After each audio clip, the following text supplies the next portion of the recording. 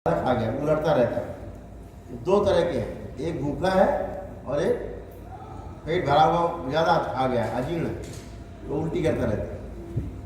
ऐसे दो तरह के परमाणु, लेकिन जीवन गठन पूर्ण है, संतुष्ट है, न उल्टी करता है न खाता है, इसीलिए सदा सदा एक सा बना रहता है, न टूटता है न मरता है न दोबारा उसका जन्म होता है, वो सदा सदा एक सा बना रहता है। इसमें सृजन विध्वंस नहीं होता।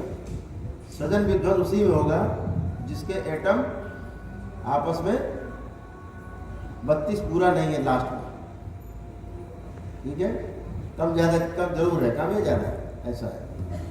तो जो हम लोग जीवन को देखते हैं तो एक ही जैसा है, सबके एटम 1, 2, 8, 18, 32, आखिरी परिवेश 32, कुल मिला के 100, कुल मिला के 61 प्रत्यावर्तन परावर्तन, और उसकी 61 ही परावर्तन प्रत्यावर्तन है, परावर्तन यानी एक बल है और दूसरा क्रिया है, यानी बल और बल की जो है क्रिया, एक तरफ बल है एक तरफ शक्ति है। शक्ति आपको क्रिया के रूप में दिखाई देती है करती है, जैसे आपने बल लगाया, एक यहाँ बॉल रखी है बड़ी लोहे की, तो जो लोहे की बॉल रखी है आपने उस पर बल लगा दिया ऐसे, तो बल लगा ना, तो वो आपको मूवमेंट में दिखाई देगी, लेकिन मूवमेंट शक्ति मूवमेंट कर रही है, बल के द्वारा जो शक्ति पैदा हुई है, समझ रहे ना, जैसे बोलते हैं हॉर्स पावर इतने एचपी का इंजन है, तो एक बल लगा जिससे वो चक्का घूमा, उसको हम लोग पावर के रूप में देखते हैं, उतना ही घूमेगा इतना पावर लगेगा जितना धक्का लगा फिर रुक जाए। जनरेटर का क्या है, बार बार धक्का दे रहा है, धक धक धक धक धक धक, वो बार बार चल रहा है, तो वो धक्का देता ही जा रहा है। तो ऐसे ही धरती भी, कोई चीज़ ऐसी नहीं संसार में जो कंपन करके न चलती हो। जैसे जनरेटर आपको कंपन करके चल रहा है, पंखा भी कंपन करके चल रहा है, ये जो बिजली आ रही है कंपन करके चल रही है। अगर इसको कैमरे से देखा जाए तो ये ऐसे ऐसे कर रही है लाइट, लेकिन इतनी स्पीड में कर रही है कि समझ में नहीं आ रही है। पुराने टाइम हम लोग वो देखते हैं ट्यूबलाइट ऐसे ऐसा किया करती थी ग्लेज, तो ऐसे अभी भी करती है चीज़, लेकिन जरा अच्छी बन गई है, एलईडी हो गई है। तो धरती भी चलती है ना, गोल गोल घूमती है, वो भी ऐसे ऐसे करके घूम रही है, ऐसे ऐसे, वो भी कंपनात्मक गति है। तो जीवन के रूप में जब देखते हैं तो हर जगह ये है, कंपन हर जगह होगा, बिना कंपन के क्रिया ही नहीं हो रही। क्रिया होगी तो कंपन होगा, और हर चीज गति में है।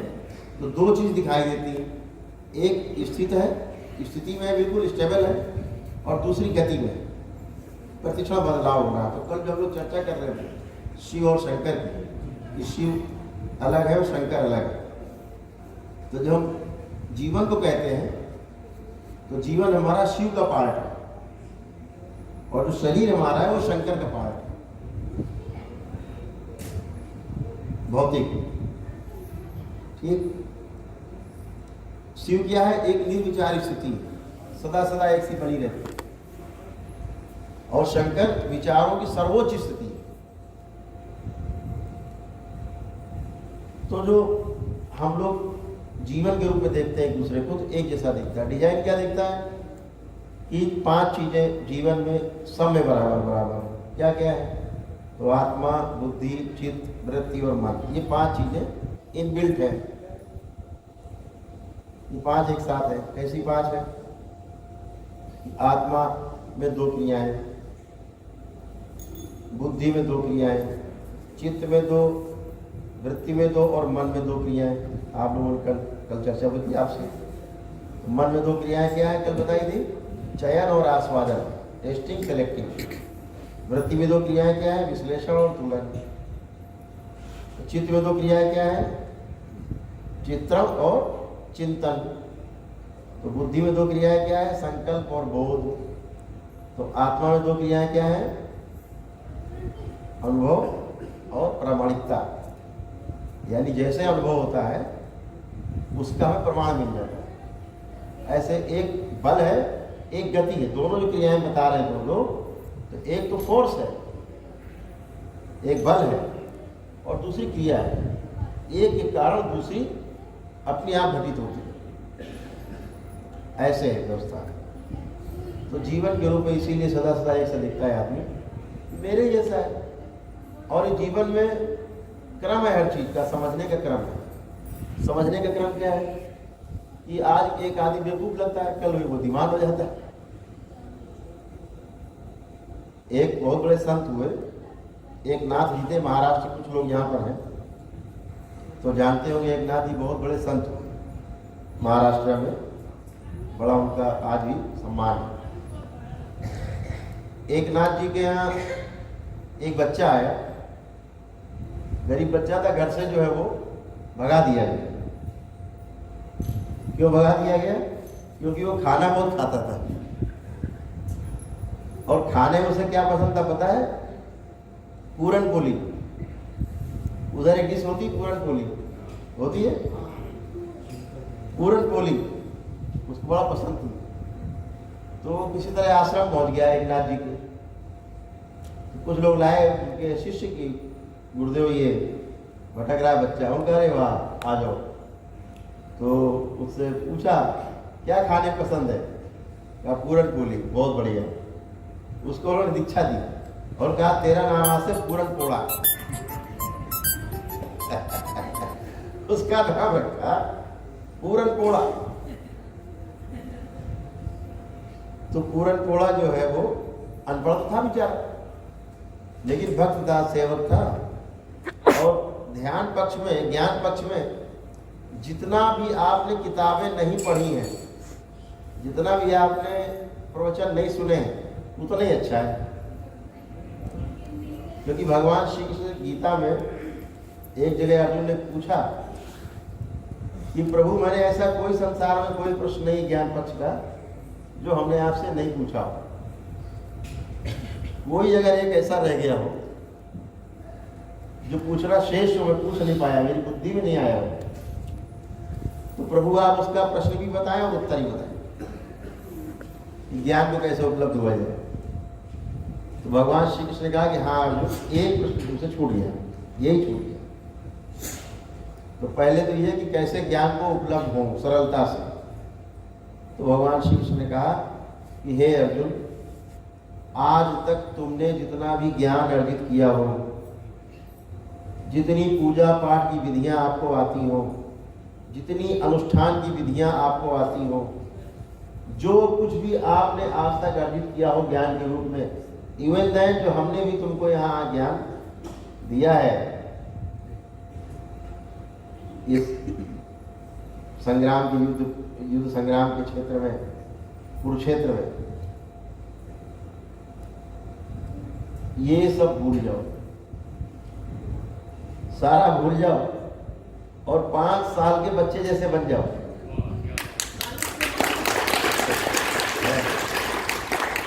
और तभी हाँ बालक, तभी संभव है कि तुम उसको पा सकोगे, ऐसा निर्मल होगा।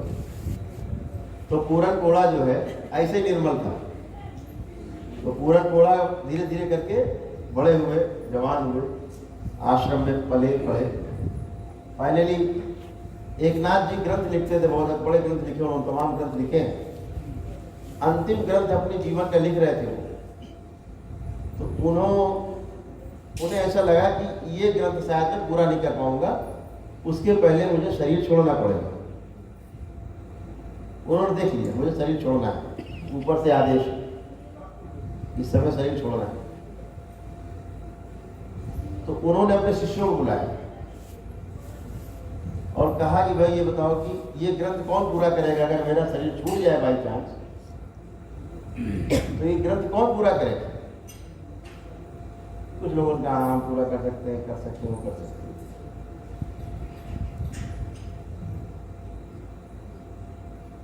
तो उन्होंने कहा नहीं, इसको केवल एक ही आदमी पूरा कर सकता है, उसका नाम पूरन पोड़ा है, और उसे कोई पूरा नहीं कर सकता इस ग्रंथ को। और हुआ भी यही, उनका मेरी इच्छा भी यही है, अगर मेरा ग्रंथ अधूरा रह जाए तो इसको पूरन पोड़ा पूरा करें। बात यही हुआ, वो करीब 60-70% लिख पाए, उनका शरीर शांत हुआ, उन्होंने छोड़ा, समाधि में लीन हो गए, वहां समाधि में। और उस ग्रंथ को बाद में पूरन कोड़ा ने कंप्लीट किया। तो ये आवश्यक नहीं है कि आप बहुत पढ़े लिखे हो, कि आप इंजीनियर हो, कि आप MBA करे हो, कि आप डॉक्टर होना जरूरी है। इसीलिए जीवन के रूप में सब बराबर है, पढ़ा लिखा व्यक्ति हो और चाहे गैर पढ़ा लिखा व्यक्ति। तो जीवन के रूप में सब एक जैसे हैं और सभी उस लक्ष्य को पा सकते हैं। जितना कम से कम कूड़ा आपने दिमाग में इकट्ठा किया है, अभी पता है ना, शरीर में जो 5 प्रकार के जो कोष होते हैं, जिनको हम कहते हैं अन्नमय कोष, प्राणमय कोष, मनोमय कोष, विज्ञानमय कोष और आनंदमय कोष, ऐसे 5 कोष कहते हैं। इनमें जो मनोमय कोष है काफी अद्भुत है। हम जो कुछ भी बोल रहे हैं ये आपके मस्तिष्क में बराबर जा रहा है, डंप हो रहा है। अब आपने एक बार सुन लिया है, अब ये आपके बीज रूप में पड़ा रहेगा। अब इसको निकालने का कोई उपाय नहीं, कोई जुगाड़ नहीं इसे आप निकाल पाओ, ये गया अंदर। इसलिए खराब चीजें सुनने से बचना चाहिए, निगेटिव बातें, निगेटिव चीजें सुनने से बचना चाहिए। महापुरुषों ने कहा है कि भाई पर निंदा से बचो, सुनने से ही बचो, है? क्योंकि एक बार डंप हो गई वो हमेशा ही डंप हो गया, वो निकलने का उपाय नहीं है, डिस्ट्रॉय नहीं होगा, अंतरिक्ष में रिकॉर्ड हो जाता है वो। आपके यही अंतरिक्ष रिकॉर्ड हो गया, अब नहीं निकलेगा। अभी आप दुकान में जाते हो ना, आप पहुंचते हो, भैया सैनिटाइजर दे दो। अभी कहाँ से आ गया सैनिटाइजर? इतना प्रचार हो गया सैनिटाइजर का, दिमाग घुस गया दिमाग में सैनिटाइजर। अब आप सैनिटाइजर ही मांगे, घुस गया दिमाग में। तो जो एक बार डंप हो गया, आप दुकान पहुंचे, भैया वो जरा वो ठंडा देना, तो विज्ञापन बना दिया, ठंडा माने कोका कोला, तो ठंडा मांगा टक से कोला, ये लोगों को बोला, बोले हमें पेप्सी चाहिए, तो ठंडा मांगा, तो फिर ठंडा माने कोका कोला। ऐसा दिमाग में डंप कर दिया, ठंडा माने कोका कोला, ठंडा पीना कोका कोला।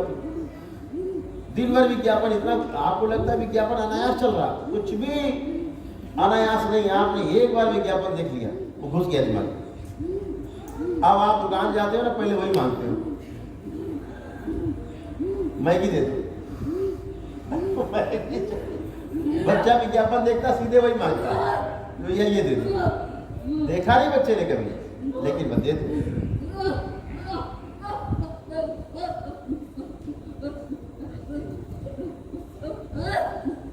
तुमको भी निकलना है, तो भी निकलना है।